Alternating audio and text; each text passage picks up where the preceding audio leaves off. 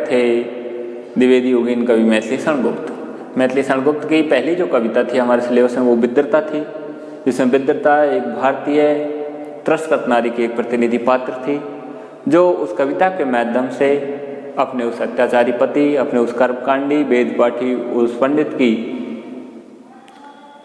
जो वेदपाठी है, कर्मकांडी है, अंधविश्वासी है, ऐसे उस अत्याचारी पति की जो धारणा है, उसका जो दृष्टिकोण है, उसको परिवर्तित करना चाहती है और उसको परिवर्तित करके और भारतीय समाज में नारी को सम्मान प्रदान करना चाहती है, नारी को भक्ति का अधिकार दिलाना चाहती है। ऐसी वो विद्रता नाम की कविता है। उस विद्रता की तरह ही हमारे सिलेबस में मैथिली शरणगुप्त की जो दूसरी कविता है वो यशोधरा है। यशोधरा जो उनका एक यशोधरा नामक खंड काव्य है, उससे ली गई है। यशोधरा नामक खंड काव्य के कुछ अंश हमारे सिलेबस में दिए गए हैं। इस अंश के माध्यम से उन्होंने भारतीय समाज में नारी को सम्मान प्रदान किया है और नारी को सम्मान प्रदान करने वाली विद्रता की तरह ही यशोधरा नामक कविता है। और देखिए यशोधरा नाम क्या है। यशोधरा मैथिली शरणगुप्त का एक अत्यंत मार्मिक काव्य है।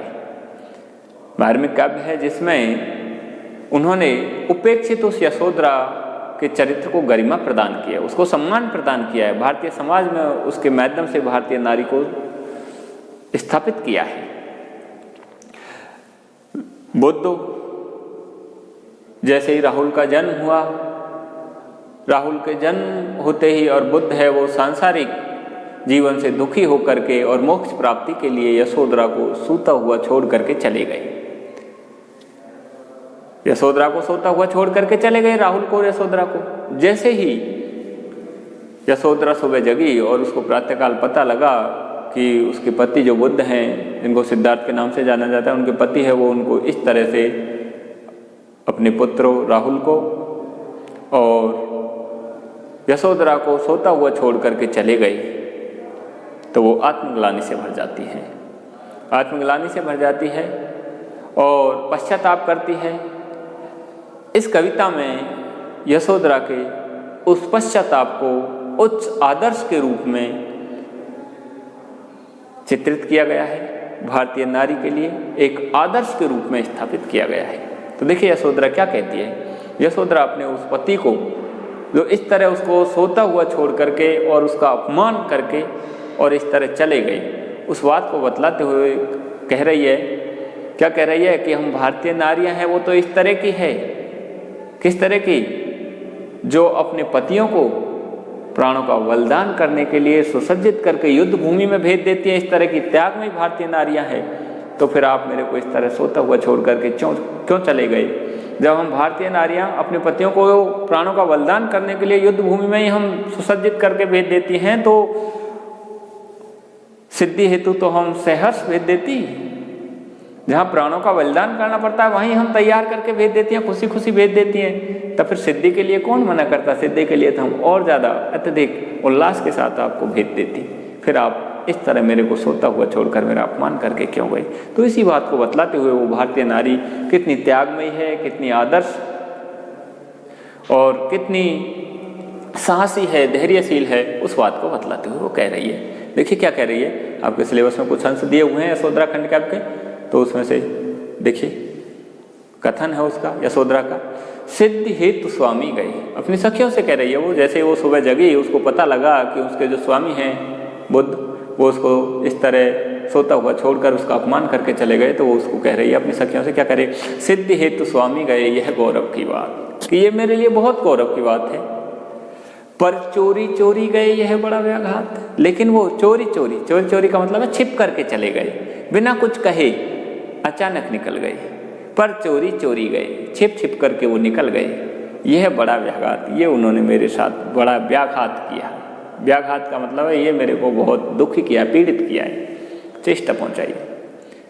पर चोरी चोरी गए, यह बड़ा व्याघात, सखी वे मुझसे कहकर जाते हैं।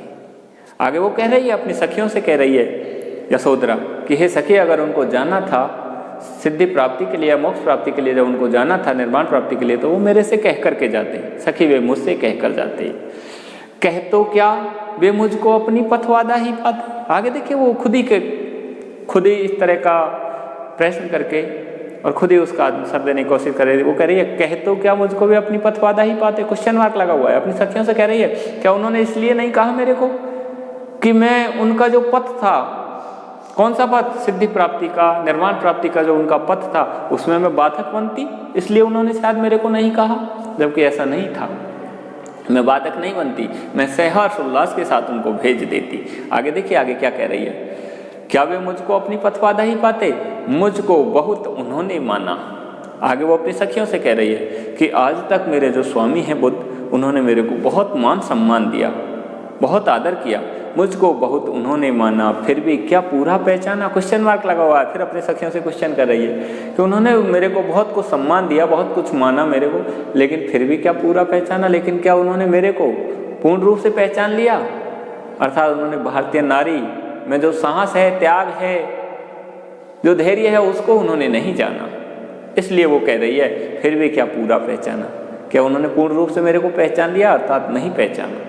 अगर वो पूर्ण रूप से मेरे को पहचान लेते तो मेरे को वो इस तरह पूरी बात बतलाते तो मैं उनको सहर्ष उल्लास के साथ उनको निर्वाण प्राप्ति के लिए या सिद्धि प्राप्ति के लिए भेज देती। इसलिए उन्होंने पूर्ण रूप से मेरे को पहचाना नहीं। मैं भारतीय नारी के रूप में कितनी त्यागमयी हूँ, कितनी आदर्शमयी हूँ, कितनी धैर्यशील हूँ, कितनी साहसी हूँ, इस बात को उन्होंने नहीं पहचाना। आगे फिर कह रही है मैंने मुख उसी को जाना।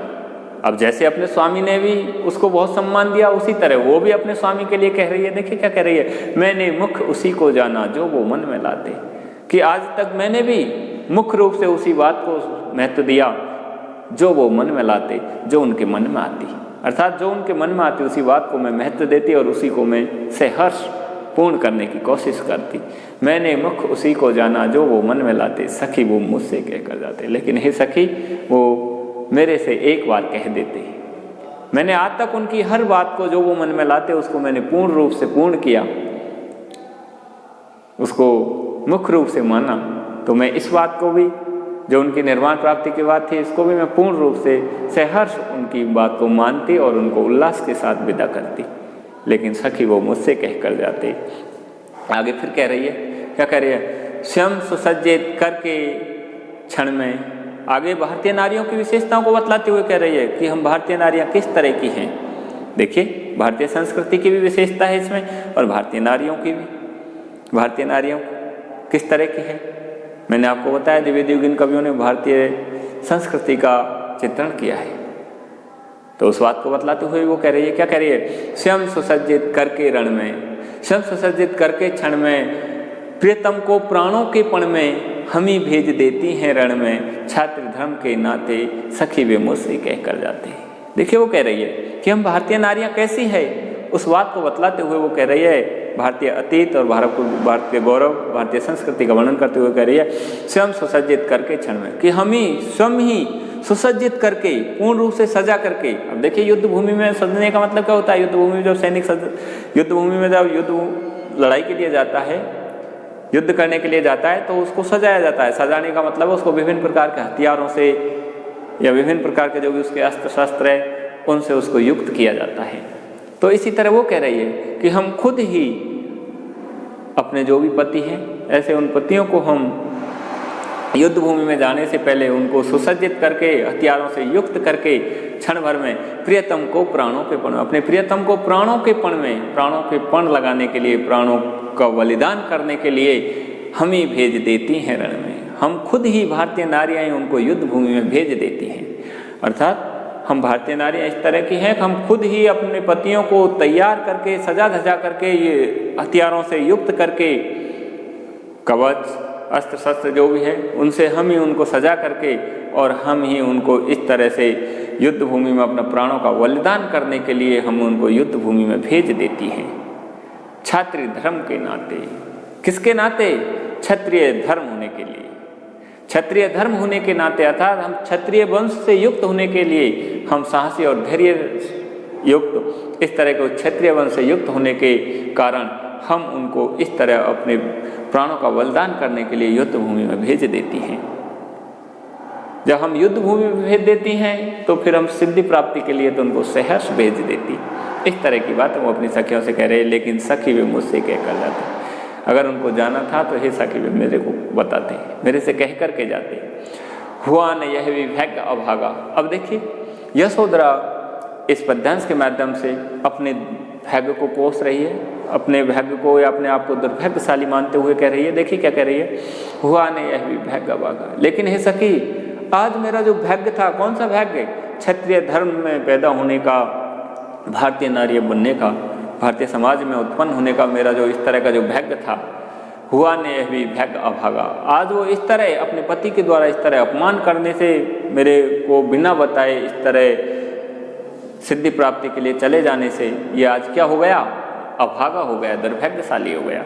अर्थात मेरा जो भाग्य था भारतीय नारी बनने का, भारतीय समाज में उत्पन्न होने का मेरा जो भाग्य था, वो इस तरह पति के द्वारा अपमान करने से वो आज अभागा हो गया, दुर्भाग्यशाली हो गया।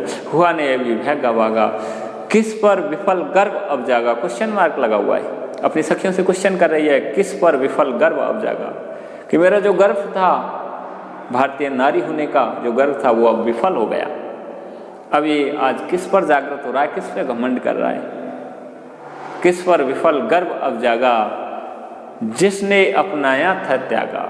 देखिए क्या कह रही है, वो कह रही है जिसने मेरे को अपना लिया था, जिसने मेरे को पत्नी के रूप में स्वीकार कर लिया था, उसी ने मेरा अपमान करके इस तरह मेरे को त्याग दिया, सोती हुई छोड़ करके चले गए। तो जिसने अपनाया था त्यागा, हाँ स्मरण नहीं आते। आगे वो कह रही है कि हे सखी रहे स्मरण नहीं आते, अब तो वो मेरे को केवल स्मरण ही आते रहेंगे, याद ही आते रहेंगे, अब उनके लिए मेरी दृष्टि में सम्मान नहीं रहेगा। रहे स्मरण नहीं आते, सखी भी मुझसे कह कर जाते। इस तरह हे सखी, उनको अगर जाना था तो वो मेरे से इस तरह कह करके जाते। आगे फिर कह रही है, देखिए आगे अगले पद में फिर यशोधरा क्या कह रही है, नयन उन्हें हैं निष्ठुर कहते, कि आज मेरे जो नेत्र हैं, आज उनको अपने प्रियतम के लिए कह रही है, बुद्ध के लिए कह रही है, नयन उन्हें हैं निष्ठुर कहते, कि आज मेरे नेत्र हैं, ऐसे उस प्रियतम को जो मेरे से बिना कहे चले गए, उसको आज वो निष्ठुर कह रहे हैं। निष्ठुर, निष्ठुर का मतलब होता है दयाहीन, निर्दयी। नयन उन्हें है निष्ठुर कहते, पर इनसे जो आंसू बहते। देखिए आज मेरे नेत्र हैं जो इस तरह के उस स्वामी को निष्ठुर कह रहे हैं, निर्दयी कह रहे हैं, लेकिन फिर भी उसके स्मरण में आज आंसू बह रहे हैं। पर इनसे जो आंसू बहते, सदैव हृदय वे कैसे सहते। ऐसे वो आंसू सदैव हृदय वे कैसे सहते। देखिए क्या कह रहे हैं, सदैव, जिनमें दया का भाव भरा हुआ है। अर्थात आज मेरे जो आंसू जो उनके स्मरण में आते रहते हैं, वो तो दयालु हैं, सदैव हृदय, उनमें तो दया भाव है, वो तो सहृदय है, वो तो दूसरे की भावनाओं को समझने वाले हैं। सदैव हृदय वे कैसे सहते, वो इस पीड़ा को आज किस तरह सहन करें। अर्थात वो आज इस पीड़ा को सहन करने नहीं कर रहे, वो आज ऐसे उस स्वामी को निष्ठुर कह रहे हैं, क्योंकि उनके अंदर तो दया भाव भरा हुआ है, वो तो सहृदय हैं, वो तो एक दूसरे की भावनाओं को समझने वाले हैं, इसलिए वो आज इस पीड़ा को कैसे सहन करें, अर्थात नहीं कर सकते। गए तरस ही खाते, वो अपने आप पे तरस खा रहे हैं, अपने आप को तिरस्कृत मान रहे हैं, अपने आप को धिक्कार रहे हैं। गए तरस ही खाते, सखी वे मुझसे कह कर जाते। इस तरह हे सखी, अगर मेरे स्वामी को जाना था तो वो मेरे से कह कर जाते। आगे देखिए फिर क्या कह रहे हैं, आगे फिर कह रही है यशोधरा, जाएं सिद्धि पाएं वे सुख से। अब देखिए हमारे भारतीय संस्कृति में ये विशेषता रही है कि स्वामी है वो अपनी स्वामिनी के साथ चाहे कितना ही अत्याचार करे, कितनी ही अनीति करे, लेकिन स्वामिनी हमेशा अपने स्वामी का भला ही चाहती है। आपने रीति काल में भी पढ़ा होगा सेकंड ईयर में, जैसे ही वो है घनानंद है, सुजान उसके साथ बेवफाई कर देती है, तो देखिए घनानंद क्या कहता है, घनानंद कहता है, इत बाँट परी सुधरावरे भूलन कैसे उलान दीजिए जो, अब तो नित नीक रहो तुम्हें चार कहाँ पासीस हमारो लीजिए जो, कि तुम जहाँ भी रहो वहाँ नीके रहो, भले रहो, इतना हमारा आशीर्वाद ले जाइए। उसी बात को यहाँ भारतीय संस्कृति की उस विशेषता को बतलाते हुए यशोधरा यहाँ भारतीय नारी की उस विशेषता को बतला रही है। क्या कह रही है, वो अपने उस स्वामी के लिए कह रही है जो उसके साथ अत्याचार करके गया है, उसका अपमान करके गया है, ऐसे उस स्वामी के लिए कह रही है कि आप जहाँ भी जाएँ वहाँ मैं यही भगवान से कामना करती हूँ, भगवान से यही दुआ मांगती हूँ कि आप जहाँ भी जाएँ वहाँ सिद्धि प्राप्त करें, सुख से रहें। तो उसी बात को बतलाते हुए कह रहे जाएं सिद्धि पाएं वे सुख से, कि वो जहाँ भी गए ठीक है, लेकिन मैं यही भगवान से कामना करती हूँ, जाएं सिद्धि पाएं वे सुख से। वे जहाँ भी गए वहाँ चले जाएं और वहाँ अपनी जो भी सिद्धि है निर्वाण प्राप्ति की, मोक्ष प्राप्ति की, उसको वो सुख से प्राप्त करें। जाएं सिद्धि पाएं वे सुख से, दुखी न हो इस जन के दुख से। और मेरे साथ उन्होंने जो पीड़ा पहुँचाई है उस पीड़ा से वो कभी भी दुखी न हो। मेरा जो अपमान किया, मेरे को बिना बताए जो चले गए, ऐसे उस अपमानित उस जन के दुख से वो कभी भी दुखी न हो। दुखी न हो इस जन के दुख से, उपालंब दूं मैं किस मुख से। आगे अपनी सखियों से कह रही है, क्वेश्चन मार्क लगा हुआ है कि अगर मैं आज मान लो उनको उपालंब भी देना चाहूँ, उलाहना भी देना चाहूँ कि मेरे को इस तरह बता के नहीं गए, तो मैं दूँ किस मुख से? अगर मैं कौन से मुख से दूँ? क्योंकि वो मेरे को बता के ही नहीं गए। अगर बता के जाते तो मैं उनको उलाहना देती, या बता के ही नहीं गए तो उपालंब दूँ मैं किस मुख से? मैं कौन से मुख से उनको उपालंब दूँ? मेरे को ही पता नहीं था। उपालंब दूँ मैं किस मुख से, अब अधिक विभाते। हे सखी, अगर वो मेरे को इस तरह कह करके जाते तो वो मेरे को और भी ज़्यादा अत्यधिक अच्छे लगते, तो मैं उनको उल्हाना भी देती और फिर उनको इस तरह धिक्कारते भी। और जब वो मेरे से कह के ही नहीं गए तो मैं किस मुख से उनको उल्हाना दूँ? और अधिक विभाते, अगर कह के जाते तो वो मेरे को और भी अधिक अच्छे लगते। और अधिक विभाते, सखी भी मुझसे कह कर जाते। इस तरह सखी, उनको अगर जाना था तो वो मेरे से कह कर चले जाते। गए लौट भी वे आवेंगे। आगे देखिए फिर कह रही है, ठीक है वो चले गए, लेकिन इतना मेरे को विश्वास है गए हुए लौट भी वे आवेंगे, कि जैसे उनको सिद्धि प्राप्त होगी वो वापस लौट करके आएंगे। गए लौट भी वे आवेंगे, कुछ अपूर्ण अनुभव लावेंगे। जब वो लौट करके आएंगे तो कुछ अपूर्व अनुपम लाएंगे, कुछ अपूर्व अद्वितीय, कुछ अनोखा, उपमा रहित कुछ इस तरह की चीज़ लेकर के आएंगे। अर्थात नहीं, कुछ नहीं लेकर के आएंगे। क्वेश्चन मार्क लगा हुआ है। सखियों से कह रही है कि ठीक है वो चले गए, जैसे उनकी सिद्धि प्राप्त होंगी वो वापस आएंगे, लेकिन क्या कुछ अनोखा, कुछ अद्वितीय, कुछ अनुपम चीज़ लेकर के आएंगे? अर्थात कुछ नहीं लाएंगे, कुछ अपूर्व अनुपम लाएंगे। रोते प्राण उन्हें पाएंगे। और जब वो वापस आएंगे तो मेरे जो प्राण आज उनके वियोग में जो रो रहे हैं वो क्या उनको प्राप्त कर लेंगे, उनके पास जाएंगे? अर्थात नहीं जाएंगे। मैं विश्वाभिमानी हूँ। इस तरह वो भारतीय नारी के सम्मान को स्थापित करते हुए कह रही है, रोते प्राण उन्हें पावेंगे। क्या मेरे रोते हुए प्राण उनको प्राप्त कर लेंगे? अर्थात नहीं प्राप्त करेंगे। रोते प्राण उन्हें पाएंगे, पर क्या गाते गाते, पर क्या गाते गाते।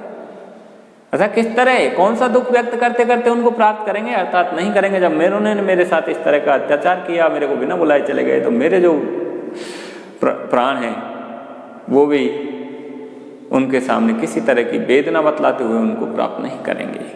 इस तरह की बात वो बतला रही है। पर क्या गाते गाते सखी वे मुझसे कह कर जाते। इस तरह है सखी, उनको जाना था तो वो मेरे से कह के जाते।